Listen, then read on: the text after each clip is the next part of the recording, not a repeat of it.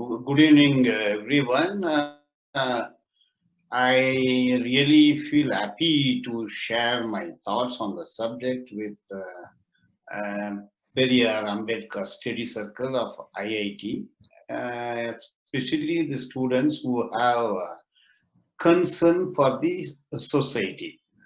Okay, their topic today is Voice of Dissent, throttled through UAPA. Mainly, 11 prominent advocates, activists, human rights defenders are languishing in jail for the last 2 years. The point is why? So this is linked to Bhima Koregaon incident alleged to have happened on 2 days, 31st December 2017 and 1/1/2018. See, now we need to articulate and understand the post and pre events of 1/1/1818. See, prior to 1/1/1818, see, Peshwa regime were in favor at Marathwada.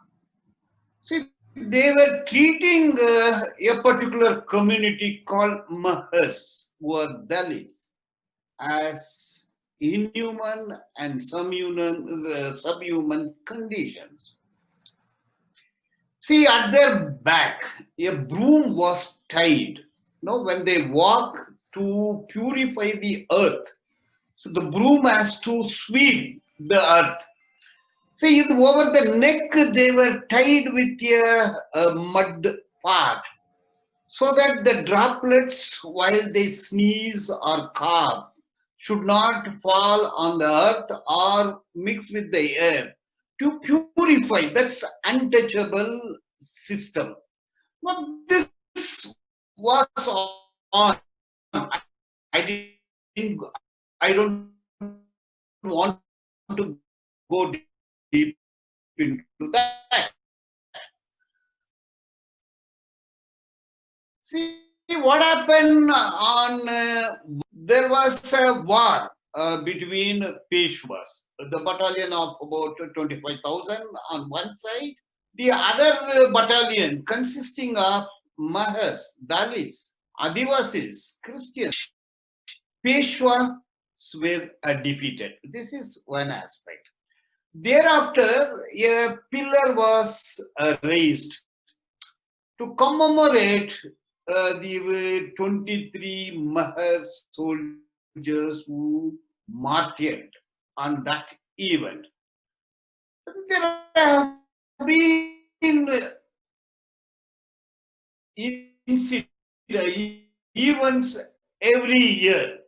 It is also very significant that about 90 years ago, the architect of Indian Constitution, an iconic figure, he visited the. Okay, now I'll come to what happened on 31st December 2017. See, Justice P.B. Sarwant, former Justice of Supreme Court, and Justice Kolsa Patel, former High Court Judge of Bombay High Court. So they organized an anti-caste program in that all due process of law, taking permission from the authorities concerned. So they speech as well as certain cultural troupe to sing songs. That was peacefully happened on that day. On the next day, 1/1/2018, the lakhs of Dalits all over Maharashtra with pride, they marched to Bhima Koregaon in lakhs. That was also organized After due process of law, taking these authorities, permissions were granted. The assembly was a lawful assembly, not a unlawful assembly. While pointing out this, see the right-wing elements led by one Mr. Vide, another Egbote. At their instigation, there were a lot of postings in the social media which recites beat Dalits, kick them, kill them, attack them. These were the posting. The program was attended by Mewani, Umar Khalid, and others. They were delivering speech as to how Dalits could be emancipated from all sort of exploitation, and songs were sung. It was a peaceful event. So while they were returning to their respective hometowns, they were targeted, they were attacked. Many suffered serious injuries. Many were hospitalized.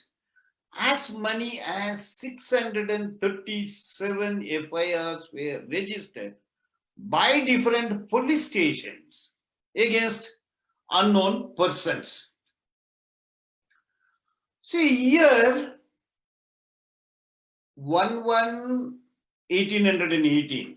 Well, speaking on that, it is also a very significant to say as to how Tipu was defeated on 4th of May 1799. One side Tipu, other side British supported by Peshwas, Tondemans, Sarabojis, Nawabs, Nizams, Tiruvangur Maharaja, Saraboji of Tanjore.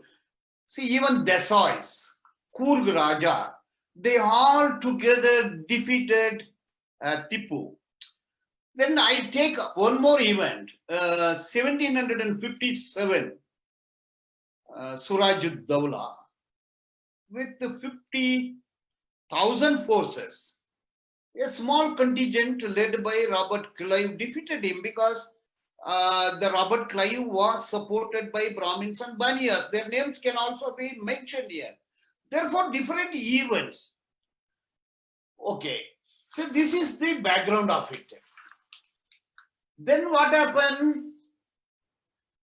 Many sustained injuries on 1/1/2018 on the subsequent day also. On 2/1/2018, in the Pune Rural Police Station, an FIR came to be registered against right-wing elements led by Bide and Egbote and others. FIR was registered. Okay, on 8/1, after 8 days of the incident, one Tushar Ramesh Dangde, Tushar Ramesh, he has lodged first information report against Sudhir Davle, Rona Wilson, Surendra Godling, Soma Shen, Mahesh Raut, alleging that they were distorting history, conspired to mobilize Dalits. And they say that they created enmity between two communities. See, their own FIR indicates two communities. One is Brahmin community, another one is Dalit community. It is their own FIR. And it was named against 5 persons, what I have named just now. It also points out A4 in the case Soma Sen.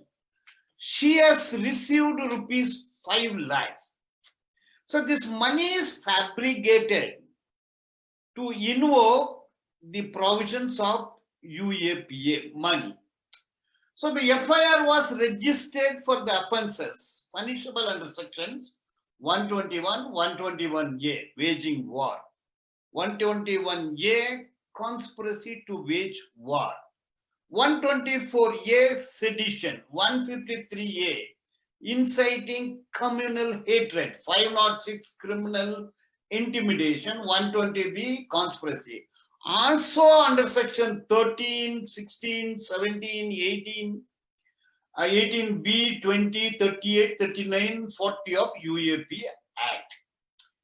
So here I would like to point out the human rights activists, lawyers like Sudha Bharadwaj, Arun Ferreira, Gautam Navalka, Vernon Gonzalez, writer Sudha Bharadwaj, their names were not forthcoming in the FIR lodged by right-wing element on 8/1/2018. Their names were not there.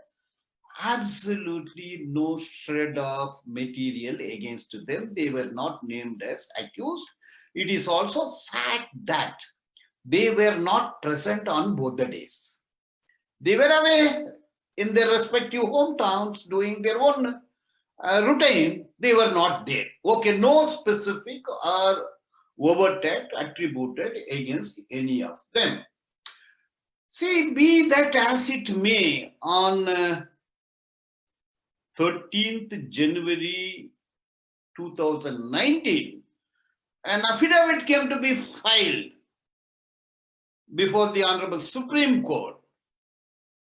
Nothing against these human rights defenders, nothing against them.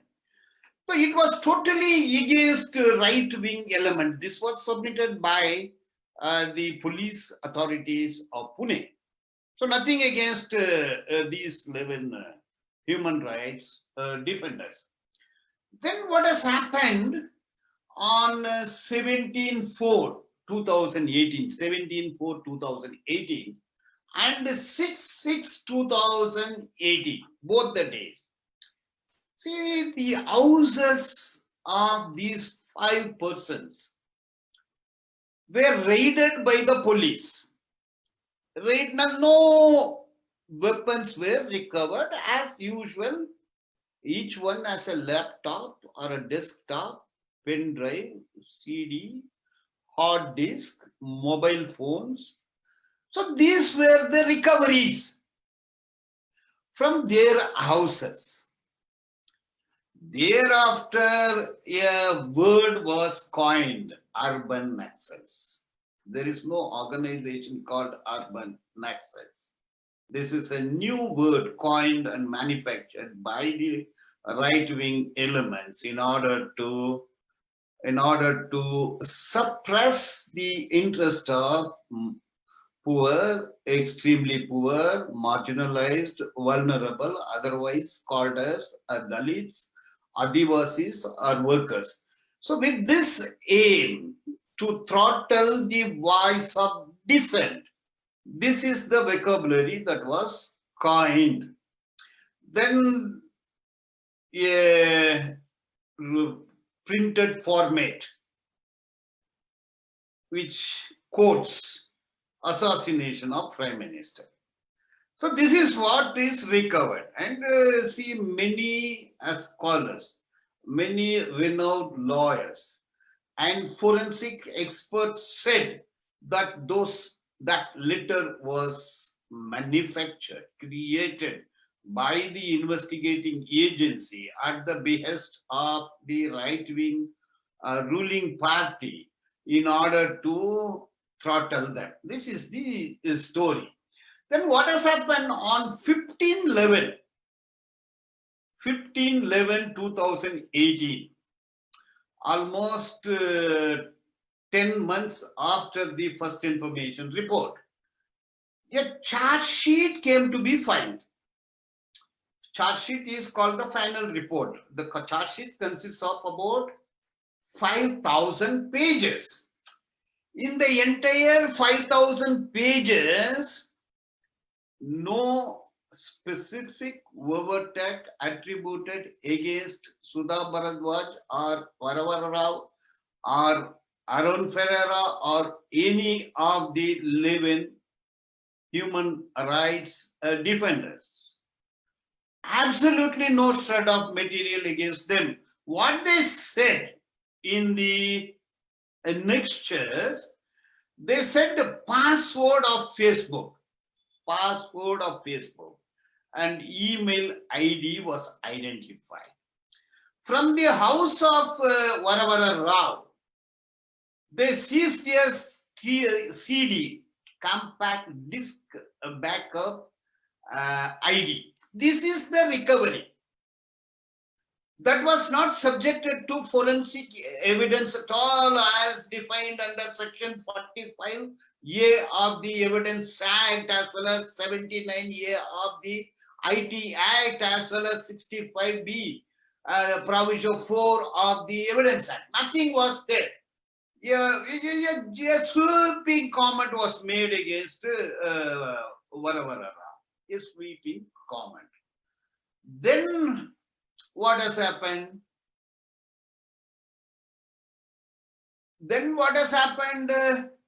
A supplementary charge sheet came to be filed, consisting of about 7,000 pages.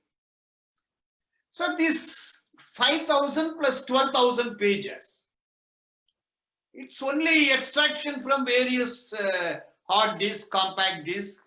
It's all manufacturing, nothing specific against any of them.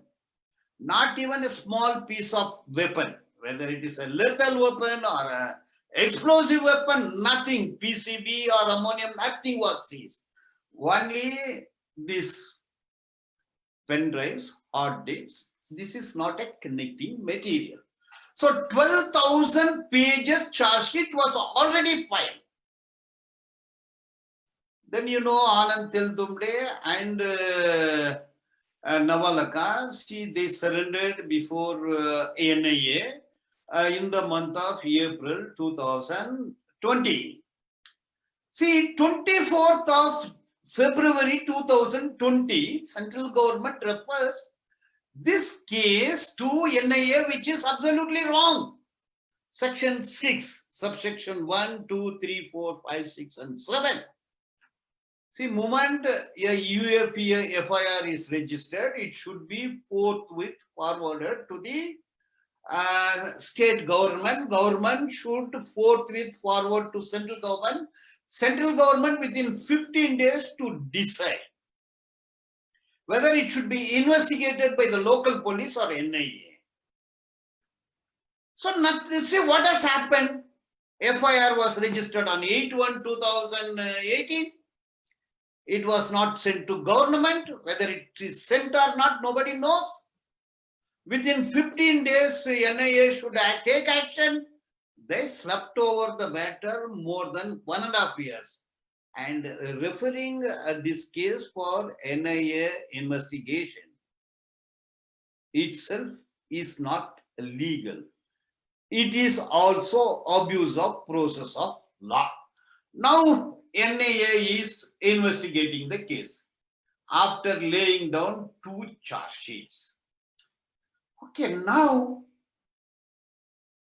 see, Varavara Rao is aged about 81 years. He has been suffering from diabetes mellitus, hypertension, and he tested COVID-19 positive, battling for his life. See, bail is not granted. Bail is not granted. Why this? This is the very significant point here. Now, even Sudha Bharadwaj or others are incarcerated in jail because of UAPA. Now, let us just analyze the structure, scheme, and scope of UAP Act. The very structure indicates that UAPA can be foisted only against minorities, Dalits, Adivasis. It cannot be pressed into service against dominant or majority sections of the society. Now, I would like to point out there is a Maryland terrorism database of US. See, they made a research on the database between 1970 to 2004. So they said there were about 4,108 terrorist incident in India, 4,108. And it points out India ranked 6th among the terrorist countries of the world. There were about 12,539 killings, deaths. On an average, 360 deaths or killings each year. But it surged in the year 1991. There were about 1,184 killings. In the year 1992, there were about 1,132 killings. Percentage wise, this is very, very important. Percentage wise, this 1970 to 2004, 4,118 percentage wise, 42 incidents were attributed to left-wing extremism. 22% attributed to secessionist forces like Bodoland, then the Tamil Retrieval Force, something like that, 22%. 22 plus 42, 64%. 34% miscellaneous. They have not named anything. What remains is 1% Islamic organizations, only 1%.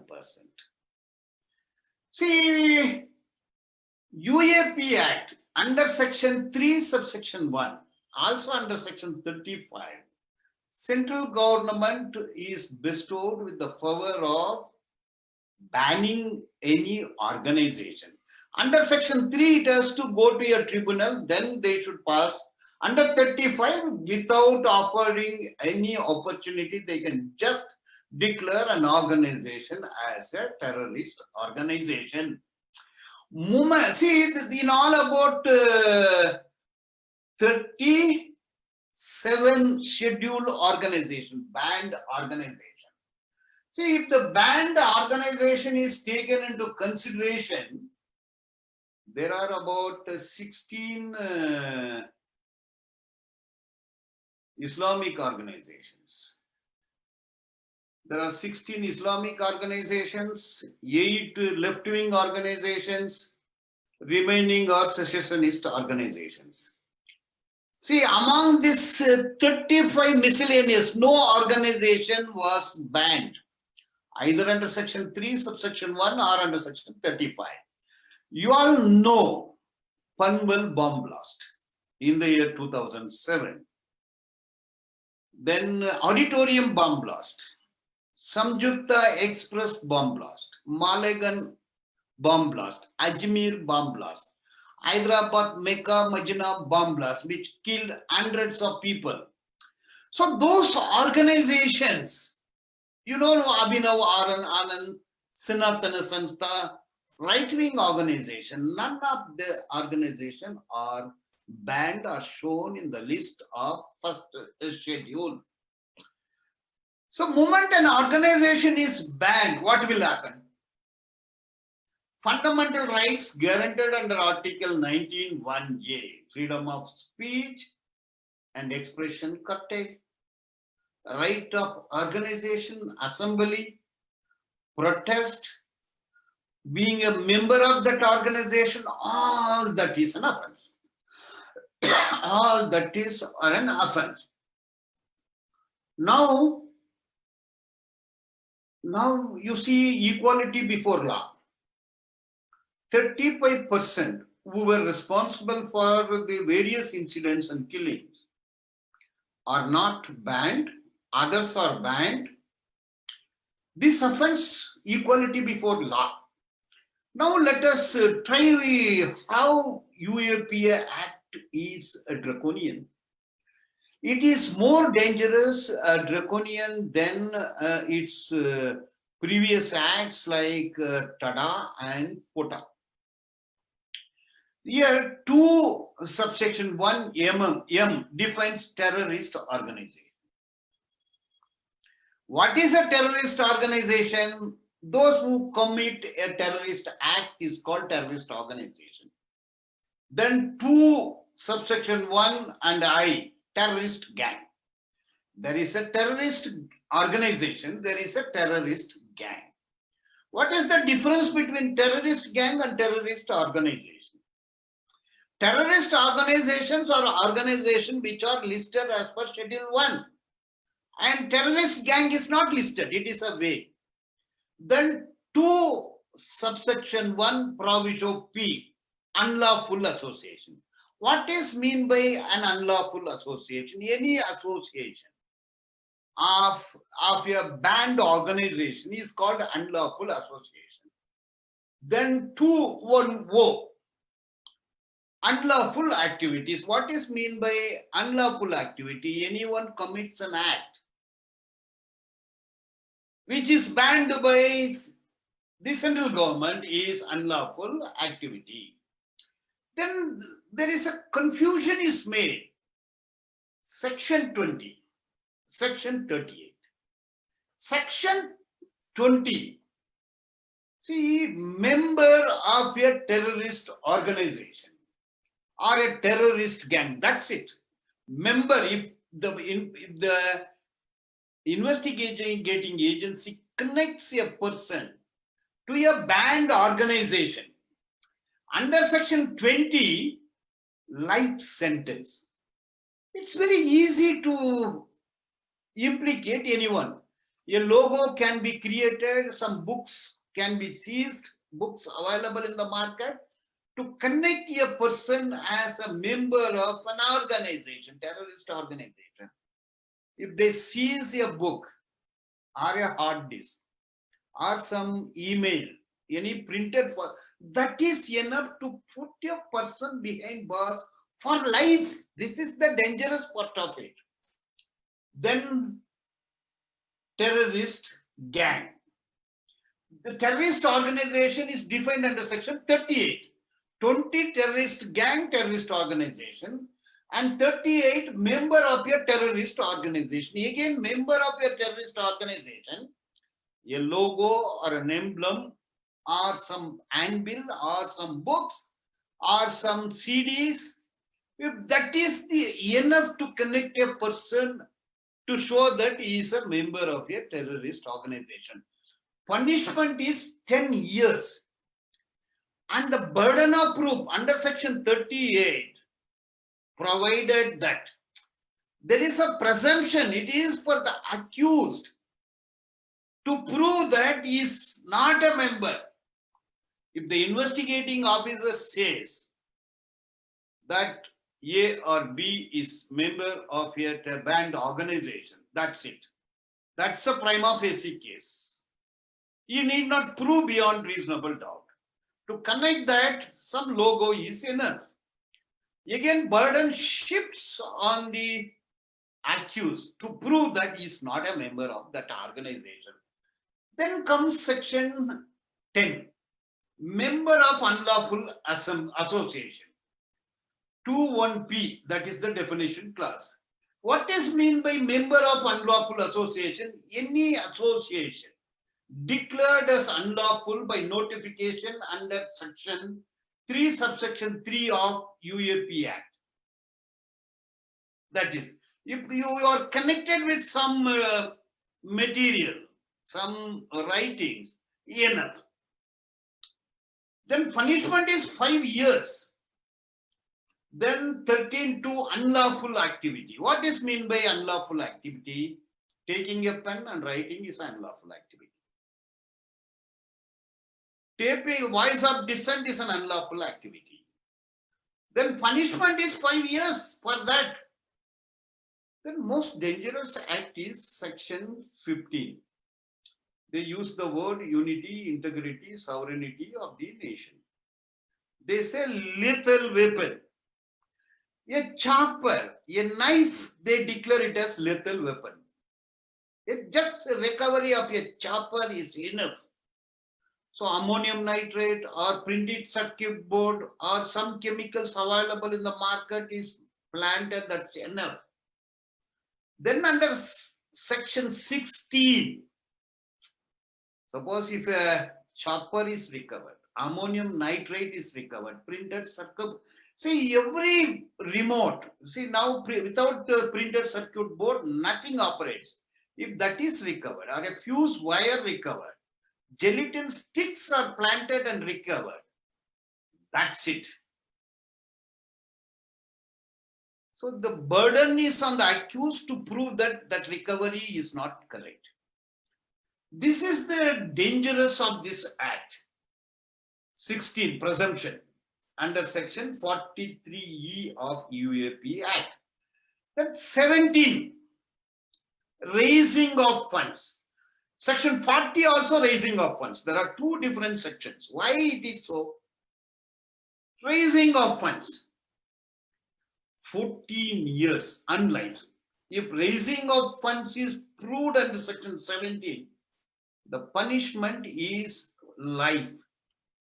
Raising of funds under section 40, 14 years raising, that's the reason why on 8/1/2018, they say A4 Somasan received 5 lakhs. What is the source of fund, whether she received it, how it was transferred, nothing is shown. That 5 lakhs funds is mentioned in the FIR, maybe drafted by some advocate, only to invoke section 17 and 40 of UAP Act. Just 10,000 rupees given to him or transferred through Google Pay or bank transfer. That is enough, just a money. Life sentence for that. If the prosecution could able to prove that 1 lakh rupees is transferred or 1 lakh rupees is remitted in the bank account, that is enough. That is called as raising of funds under section 17 and 40. Life sentence and 14 years sentence. So this is, see, this mens rea and actus reus. Then comes section 18. Section 18 is conspiracy. See, there are 3 conspiracies in the FIR and the charge sheet. Conspiracy 121. 121 is a conspiracy provision to wage war. 120B, conspiracy to commit an offense. Section 18 of UAP Act also a conspiracy. Why there are 2 conspiracy, 3 conspiracies? See, 120B and 121A life sentence. Section 18, 5 years.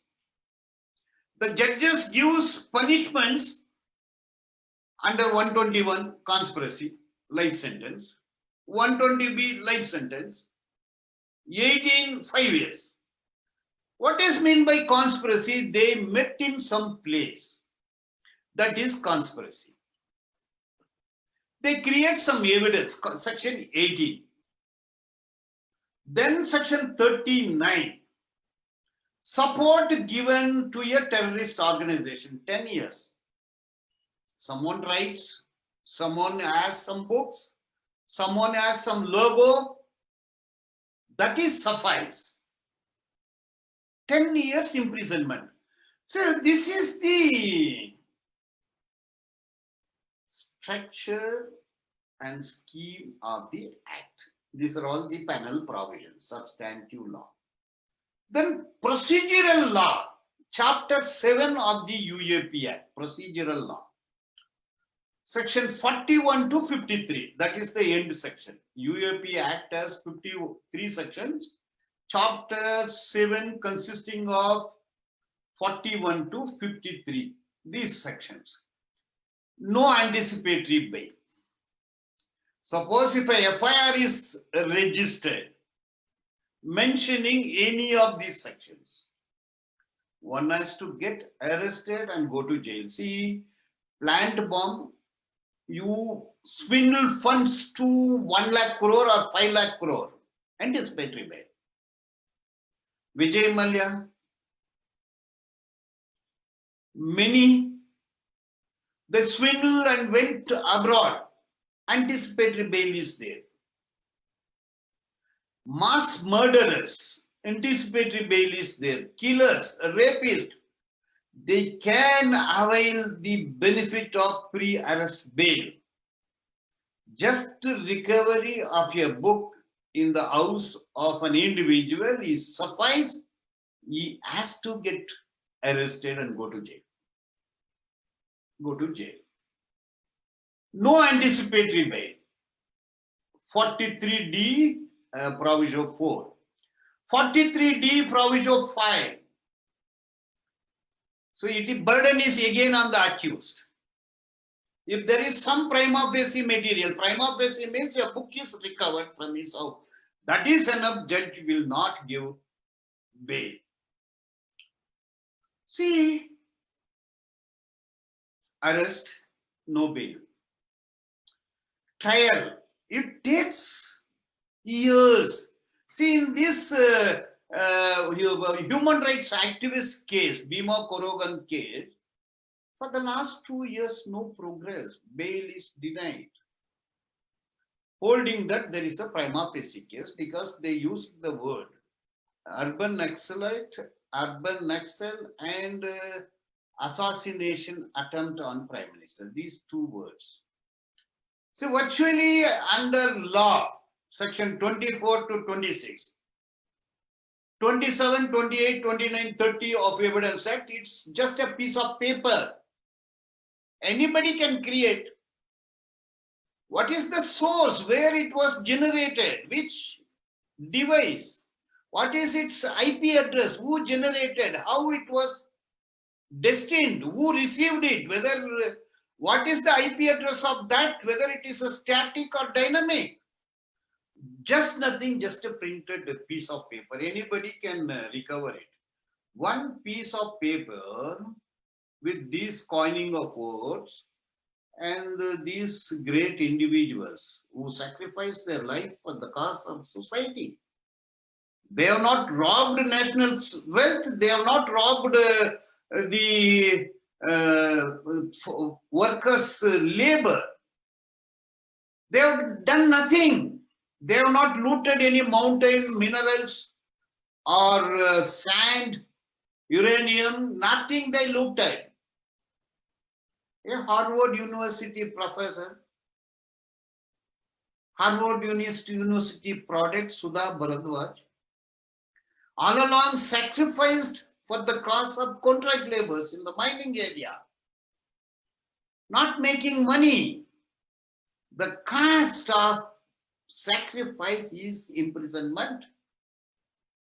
Whatever Rao, a poet, a writer, a Doordarshan ex-employee who thinks only for the society, Gautam Navalkar, a journalist, a writer, a human rights defender, a workers' rights defender, who is interested in the nation, who is interested to protect our wealth, mineral wealth.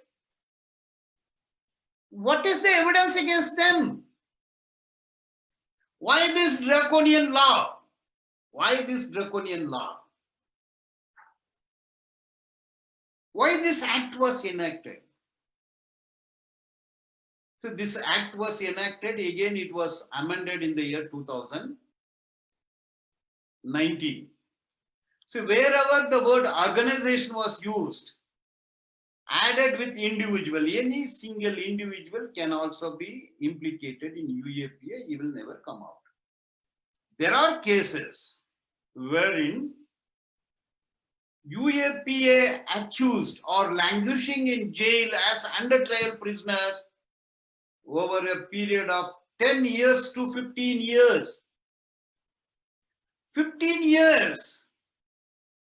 Then comes NIA, National Investigating Agency. There are also people who call it as National Inhuman Agency.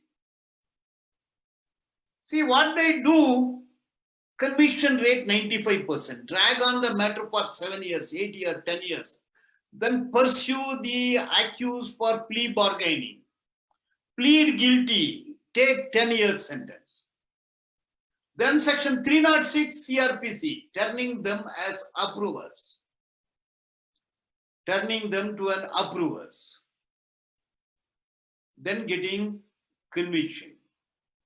This is the trend of NIA in convicting hundreds and hundreds of innocents in various courts. Then I have to point out how dangerous the NIA Act is. See, as a trial lawyer, any lawyer who is practicing in trial court or appellate court, no. So trial cannot be conducted without the supervisory jurisdiction of High Court and Supreme Court. Whereas the NIA court is different from Sessions Court. It is a deemed Sessions Court. It is a magistrate court. It is a Sessions Court. It is a High Court and Supreme Court. Any order passed by NIA court, as far as the interim or interlocutory order is concerned, interlocutory application or concern, it cannot be challenged before High Court or no supervisory jurisdiction. NIA, see the NIA also has a say in the appointment of judges. That is how the sections are made.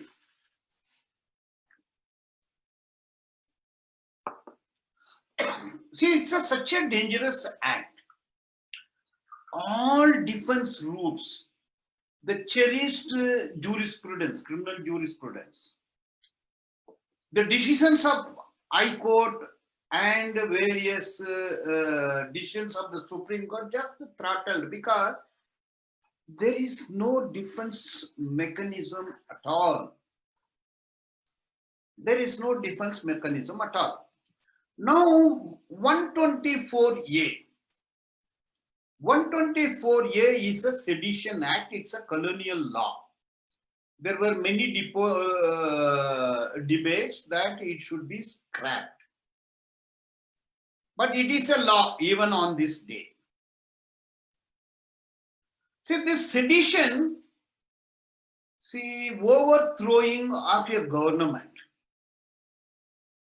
elected under due process of law, election, is an offense.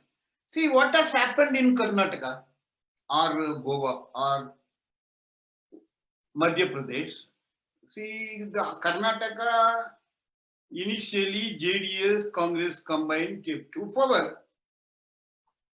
Then they launched Operation Kamala 1000 crores. That government was thrown. Now BJP government is there. Is it not sedition? Goa, BJP purchased other MLAs and installed their own government. Is it not sedition, overthrowing of the legally elected government? What about Madhya Pradesh? A Congress government was thrown out using money. But sedition, only if you write, it is sedition. How Anand Teltumbde is arrested? What act he has done?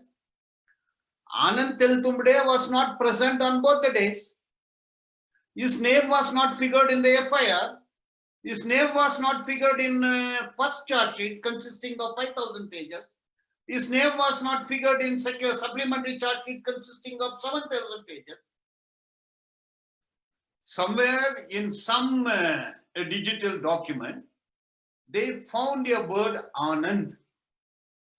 His name is Anand Teltumbde, a Dalit scholar, a writer, never committed any offenses. He had his own view on Bhima Koregan battle, because they found a word Anand in some email, some digital evidence. He is in jail. His anticipatory bail was rejected. He was directed to surrender. He is languishing in jail because the word Anand found somewhere in the alleged laptop, desktop seized. Sudha Bharadwaj, some letter they say. Sudha Bharadwaj is a Hindi speaking personality. She never knew a word in Marathi. A letter which has lot of Marathi words. That letter is used as evidence. Because of that letter, she has been in jail. Varavara Rao, he was in Hyderabad. Nowhere he was connected.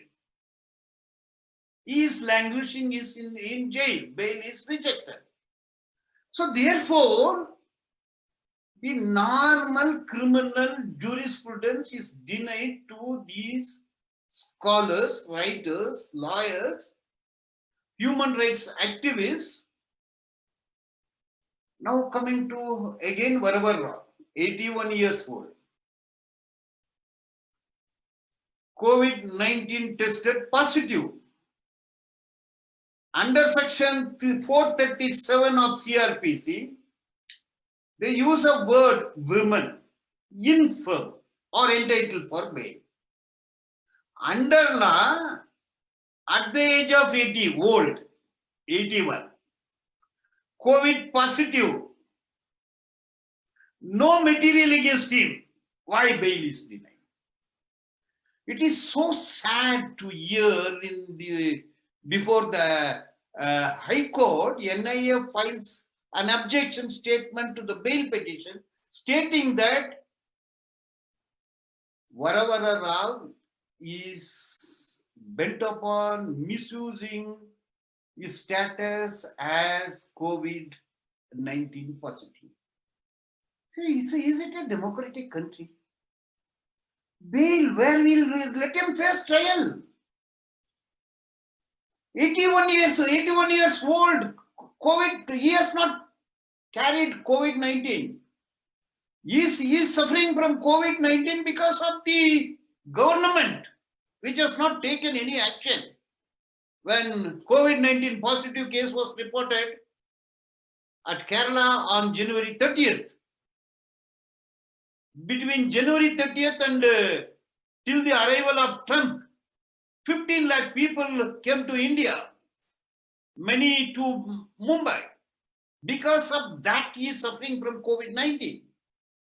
He had not gone to Spain or Italy or America.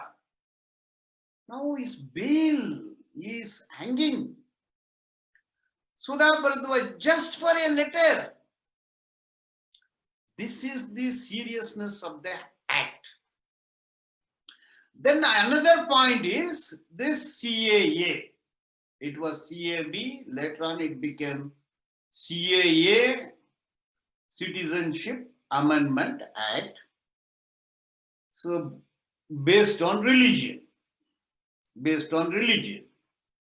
Ours is a secular country. Equality before law. Article 14, Article 15, Article 19, Article 20, 21, it is unconstitutional. Many former Supreme Court judges do speak. Many High Court judges, speakers all over the world, they say CAA is unconstitutional. And there are many youths, students, scholars in the universities. It is their right guaranteed under Article 19, freedom of speech, expression, a peaceful assembly, protest. They protested in Delhi, various universities during COVID-19 pandemic, when whole country is sad, sorrow, suffering.